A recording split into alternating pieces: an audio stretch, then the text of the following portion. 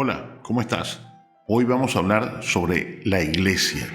¿Cuál es la verdadera iglesia que Cristo fundó y por qué yo tengo que pertenecer a esa iglesia? Este es un canal católico. Bienvenidos. Una de las cosas fundamentales que voy a aclarar antes de comenzar el podcast de hoy es que este canal no tiene ningún propósito de hacer apologética. Si en algún momento hay que hacerlo, pues se hará. Este canal es un canal para católicos, es un canal católico, donde una persona laica como yo, y de vez en cuando el padre Grullón, de aquí de Santo Domingo, y otros clérigos que quieran participar, hablaremos sobre temas tanto religiosos como temas actuales con una perspectiva católica. Si alguno de nuestros hermanos separados, alguno de los protestantes quiere entrar y quiere dejar sus comentarios, lo puede hacer. Sin embargo, aquí no estamos para estar peleando con nadie ni buscando polémicas. Por supuesto, hay que defender la fe y hay que explicarle a la gente cuando está confundida sobre lo que sucede y sobre lo que es.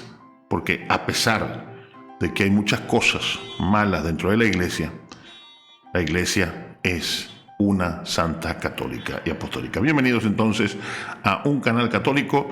El video de hoy vamos a hablar sobre la fundación de la iglesia y la iglesia católica. Leemos en Mateo, vamos a Mateo 16, versículos del 13 hacia abajo. Siempre es bueno aclarar cuando uno lee la Biblia de que la Biblia no fue escrita en capítulos y versículos. No.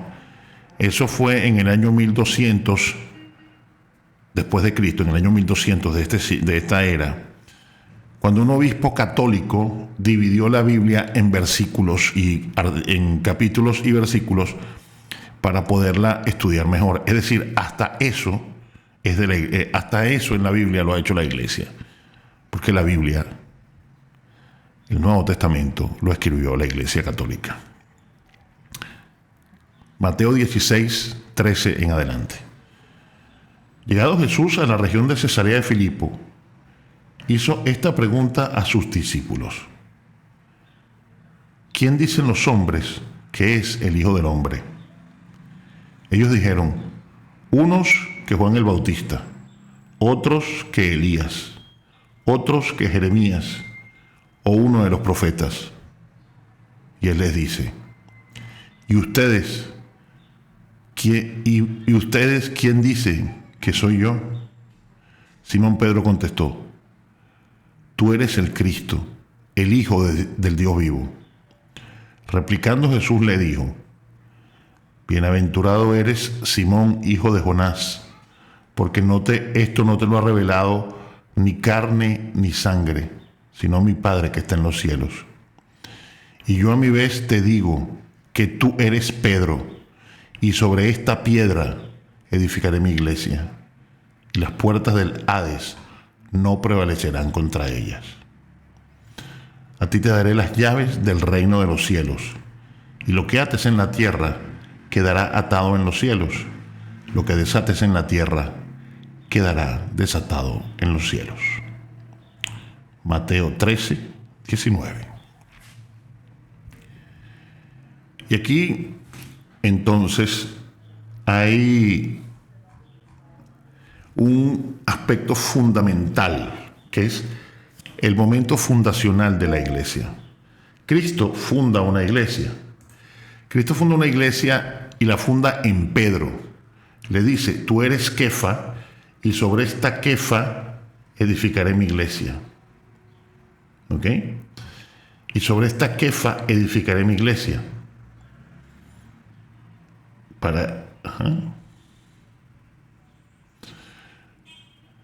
Tú eres Pedro, y sobre esta piedra edificaré mi iglesia. En el texto original, en arameo decía: tú eres Kefa, y sobre esta Kefa edificaré mi iglesia. Evidentemente, mucha gente dice, no, que Jesús decía, y sobre esta piedra, es decir, sobre mí. No. Epitaitite Petro. Et cum Petra, como el griego es un lenguaje inflectado, no se puede decir tú eres piedra y sobre esta piedra edificaré mi iglesia, porque Pedro es masculino.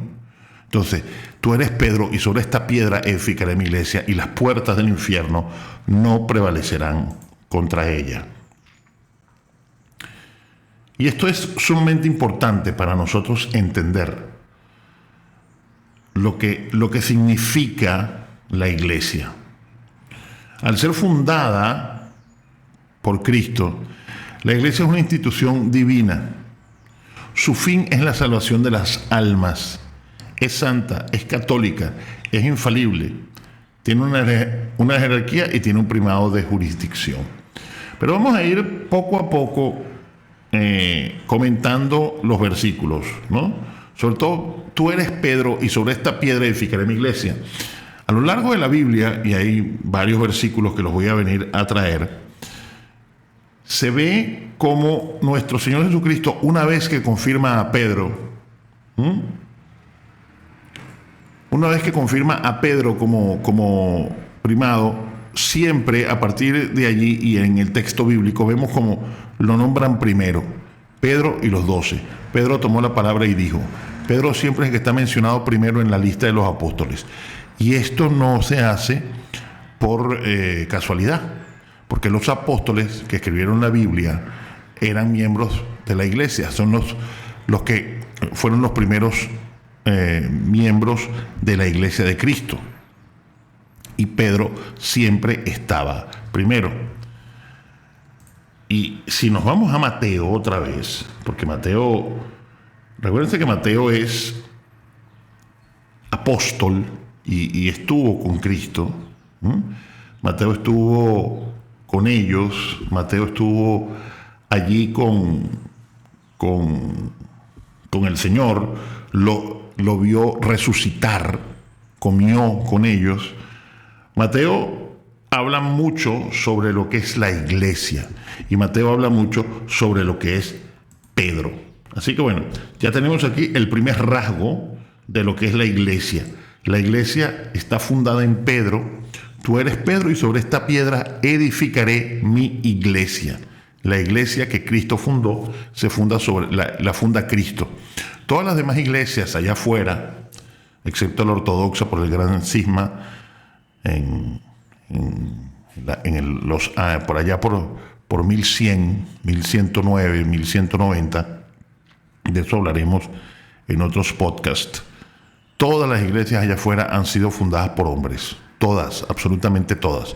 Los luteranos por Martín Lutero, otras por Russell, otras por Pepito Pérez, todas dicen estar inspiradas en el Espíritu Santo y todas dicen utilizar la misma Biblia. Y sin embargo, ninguna es capaz de ponerse de acuerdo en un solo punto de doctrina. Cuando Pedro dice, tú eres Pedro y sobre esta piedra edificaré mi iglesia y las puertas del infierno no prevalecerán contra ella, ¿qué quiere decir el Señor con esto? Vamos a ir desglosando estas palabras, pero me voy a concentrar en este momento y las puertas del infierno no prevalecerán contra ella. Primero, tenemos que entender algo para poder saber qué quiere decir esto.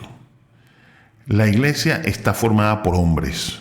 Todos los hombres somos pecadores. Viene la frase, un libro de Oscar Wilde, o una frase de Oscar Wilde en Inglaterra que decía, The Catholic Church is for sins and sinners, for the respectable people is the Church of England. Él decía, la iglesia católica está llena de pecados y pecadores. Es para los pecados y los pecadores. Para la gente respetable está la iglesia de Inglaterra. O podemos decir que para la gente respetable que ya está salvada están las otras iglesias, porque la iglesia católica está llena de pecados y pecadores. Él vino a buscar a las prostitutas y a los publicanos. Él vino a buscar a los pecadores. Por eso estamos aquí en una tienda de campaña. Tú eres Pedro y sobre esta piedra edificaré mi iglesia. Y las puertas del infierno no prevalecerán contra ella.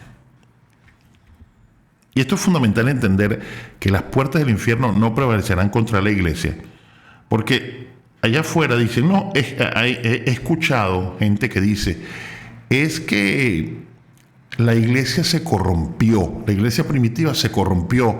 Entonces, hasta el año 300, sí fue así, pero después no fue así. Y entonces, si la iglesia católica se corrompió, y tú sostienes eso, y dices que crees en Cristo, hay dos cosas que te voy a decir. O eres tonto, o eres hereje. Porque Cristo dijo, y las puertas del infierno no prevalecerán contra la iglesia. No hay ninguna institución humana en 2000 años, y si hay alguna, demuéstramela por favor y me lo dejas en los comentarios, que desde su fundación hasta el día de hoy siga existiendo como existe la Iglesia Católica. ¿Que ha tenido errores la Iglesia Católica? Muchísimos. ¿Que se han cometido atrocidades? Muchísimas. ¿Que ha habido papas malvados? Muchísimos papas malvados. ¿Que ha habido católicos que dan asco? Empezando por mí, que soy un pecador inmundo. Por supuesto. Y con todo y eso, no se va a acabar la iglesia, porque las puertas del infierno no prevalecerán contra ella. Si tú dices que la iglesia primitiva o que la iglesia en algún momento se desvió de su misión fundamental de salvar las almas, entonces o eres tonto o eres hereje, porque Cristo dijo, las puertas del infierno no prevalecerán contra ella. Y si la iglesia se corrompió y tuvieron que llegar otras personas a fundar otras iglesias, eso quiere decir que las puertas del infierno prevalecieron contra ellas. Entonces, Cristo no profetizó, Cristo no sabía lo que estaba diciendo, Cristo no miraba al futuro, Cristo evidentemente no es Dios, porque Dios no puede equivocarse. A mí no me importa, y se lo digo a mucha gente, que el Papa o tal sacerdote o tal laico o tal persona cometieron desmadres. No me importa. Hay que rezar por ellos y ojalá no los hubiera cometido. El primero que peca y el primero que comete errores soy yo. Para eso tenemos los sacramentos, la confesión y todos los sacramentos, que de eso también haremos un video para explicar a muchos católicos lo que son los sacramentos. Pero a mí no me importa para absolutamente nada si un papa es malo, o si un sacerdote o una monja o un laico hace cochinadas o hace cosas horribles. Eso a mí no me importa para dejar de creer en la iglesia. No. Ellos tienen que pagar civilmente o penalmente si cometieron algún delito, si tienen alguna deuda con la justicia. Las puertas del infierno no prevalecerán contra la iglesia. A pesar de eso, la iglesia está allí. ¿Por qué? Porque Cristo le dio a los apóstoles, le dio a Pedro las llaves del reino. Todo lo que abras, todo lo que ates en la tierra será atado en el cielo, todo lo que desates en la tierra será desatado en el cielo. Y de eso vamos a hablar en este próximo segmento, que es qué significa darle las llaves a Pedro, que es la segunda parte de esta proclama de tú eres Pedro y sobre esta piedra edificaré mi iglesia y las puertas del infierno no prevalecerán contra ella. La iglesia tiene que permanecer a lo largo del tiempo, porque si no, Cristo no profetizó.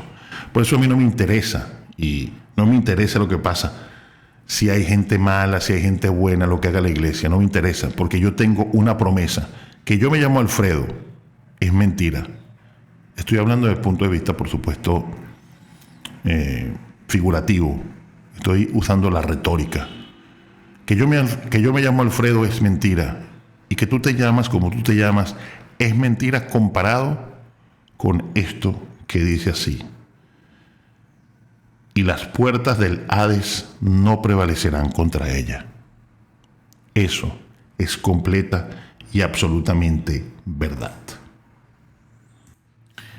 Para entender la segunda parte de recibe las llaves del reino de los cielos, tenemos que entender que nuestro Señor y los apóstoles eran judíos y conocían la ley, conocían la escritura, conocían la palabra.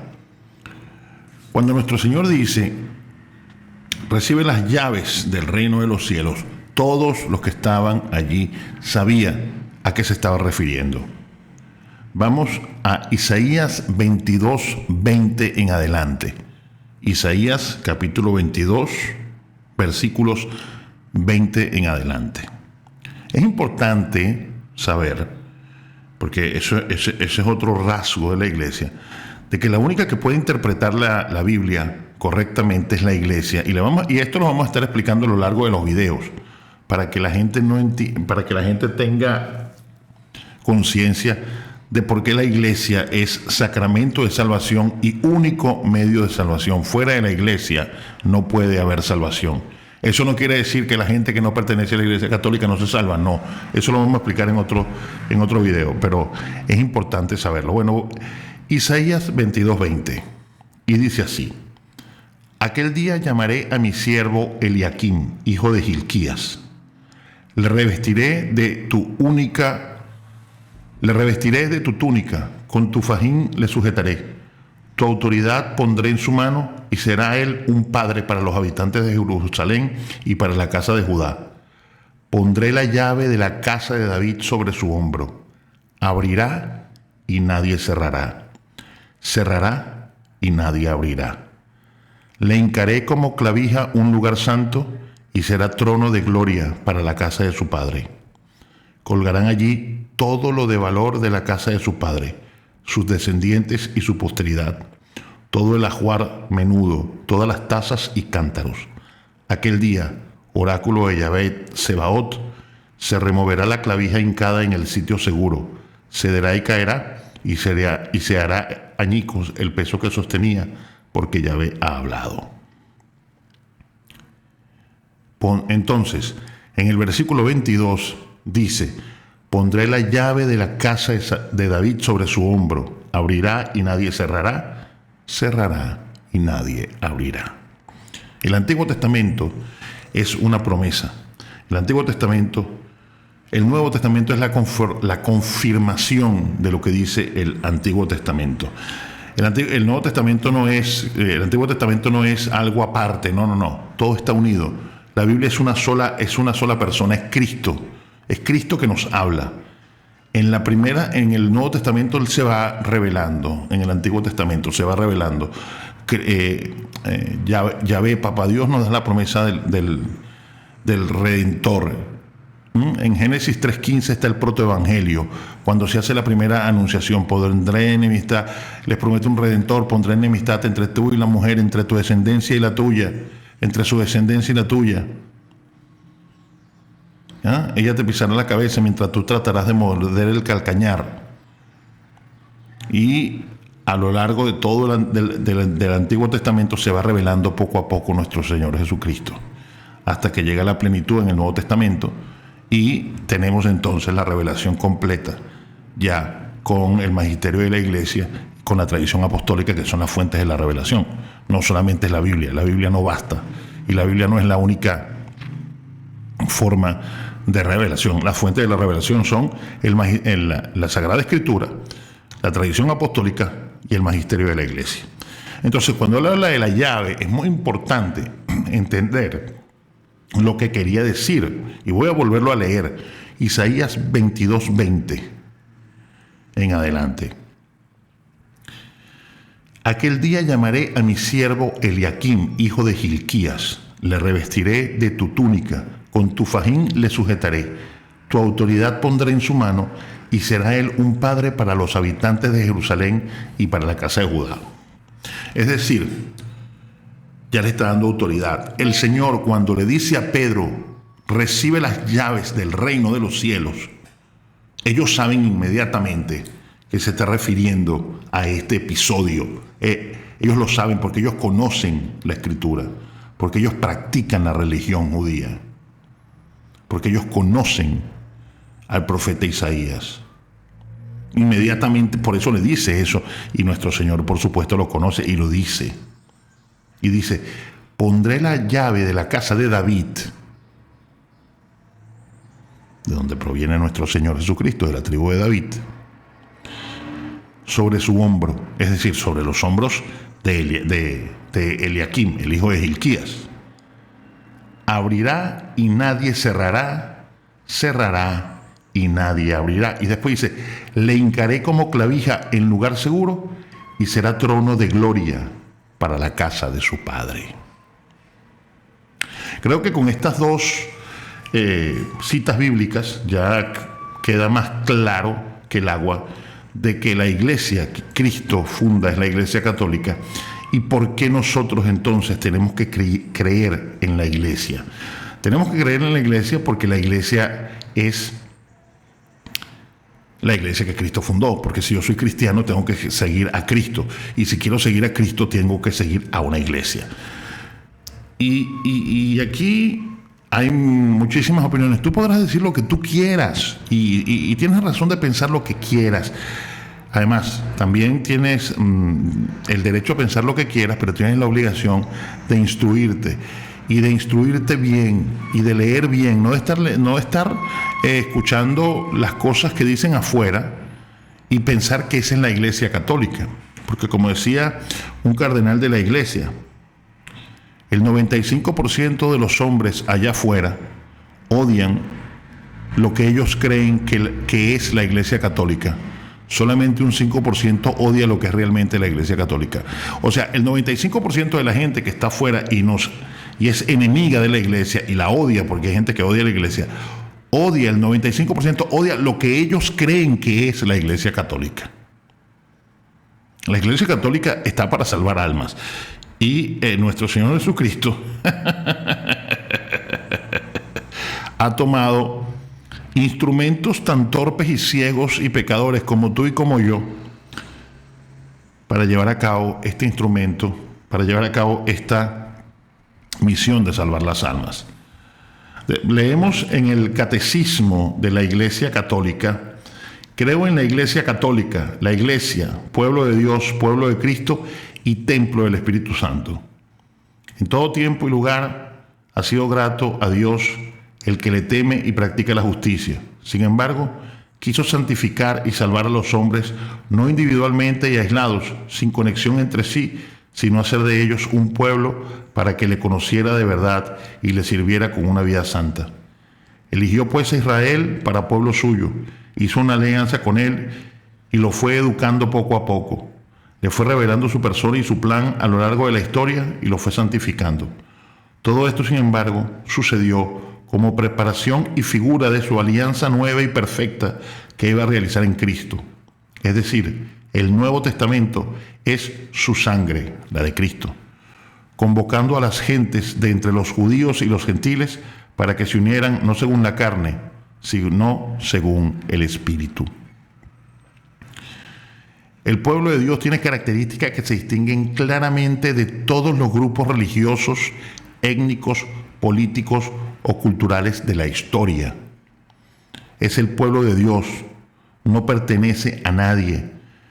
Él ha adquirido para sí un pueblo de aquellos que antes no eran un pueblo, una raza elegida, un sacerdocio real y una nación santa. Se lee en la primera de Pedro 2:9. Se llega a ser miembro de este cuerpo no por nacimiento físico, sino por el nacimiento de arriba, del agua y el Espíritu, es decir, por la fe en Cristo y el bautismo. Este pueblo tiene por cabeza a Jesucristo, porque la misma unción, el Espíritu Santo, fluye desde la cabeza, fluye desde la cabeza al cuerpo, es el cuerpo mesiánico. La identidad de este pueblo es la dignidad y la libertad de los hijos de Dios en cuyos corazones habita el Espíritu Santo. Su ley es el mandamiento nuevo, amar al mismo Cristo como Él nos amó. Esta es la ley, la nueva ley del Espíritu Santo. La misión es ser la sal de la tierra y la luz del mundo.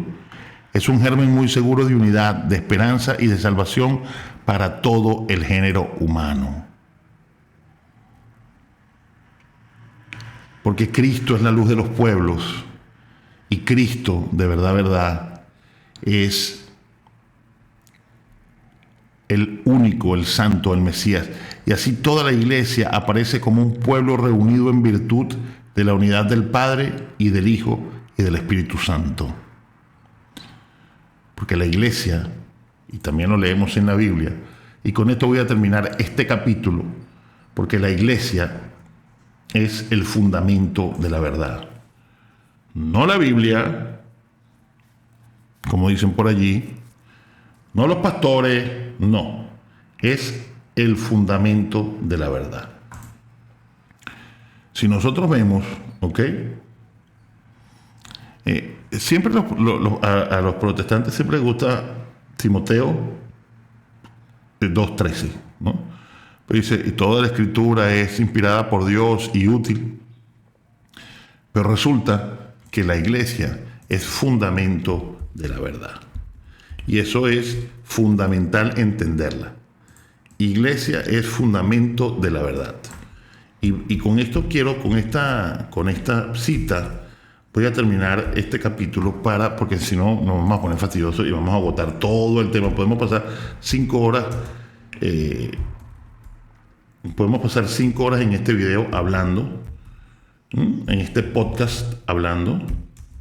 Y bueno, ya tú sabes, te vas a ir de ahí. Primero, la primera de Timoteo 3:15. Vamos nosotros a primera de Timoteo 3:15 para entender, ¿no? La primera carta a Timoteo, capítulo 3, versículo 15. A mí no me gusta hacer así, pero a mí me gusta siempre leer todo completo, porque cuando uno lee la Biblia por versículos y capítulos, cualquier cosa se puede entender. Pero dice aquí, en la primera de Timoteo, que fue un obispo consagrado por San Pablo, por Pablo, era discípulo de Pablo, y él le escribe instrucciones y cartas. En esta carta dice lo siguiente. Vamos con primera de Timoteo 3:15, pero voy a leer desde el 14, ¿ok? Después que dice, que habla cómo tienen que ser los diáconos, los sacerdotes, los obispos, etcétera, etcétera. Y dice, te escribo estas cosas con la esperanza de ir pronto donde ti. Pero si tardo, para que sepas cómo hay que portarse en la casa de Dios, que es la iglesia del Dios vivo, columna y fundamento de la verdad. Repito, por si tardo, para que sepas cómo hay que portarse en la casa de Dios, que es la iglesia de Dios vivo, columna y fundamento de la verdad. Si te gustó este podcast, si te gustó este video, te voy a pedir por favor que lo comentes y lo distribuyas entre tus amigos y tus familiares, entre tus conocidos y desconocidos. Dale un fuerte like, suscríbete al canal porque vamos a tener mucha más doctrina y espero que Dios y la Santísima Virgen guarden nuestra alma para la vida eterna. Que Dios te bendiga.